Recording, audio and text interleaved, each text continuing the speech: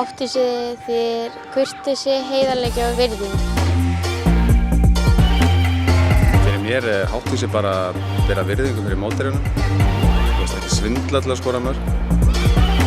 Að til dæmis vera með leikaraskap eða fiska eitthvað sem er bara ekki rétt, sko. Það er bara ekki kúl. Það eru nokkrar óskrifaðar reglur sem maður fer eftir. Mér finnst ekki gaman að spila við fólk sem svindlar. Það er skemmtilega að vinna leikinn heiðarlega.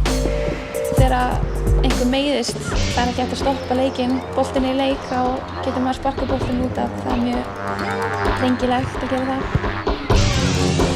Það getur verið erfitt að samþykkja þegar dómarinn dæmir. Maður verður bara að sýna í skilninga, maður er ekki alltaf sammála.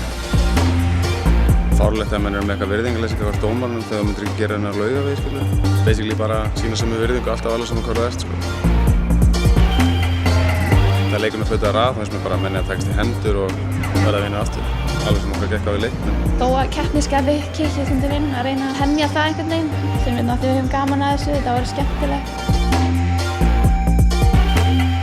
Ég myndi ráðleggja ungum leikmönnum að einbeita sér kannski fyrst og fremst bara sjálfum sér. Að láta ekki utanaðkomandi þætti hafa of mikil áhrif á sig.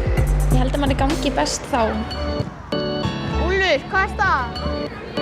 Það er 6-6.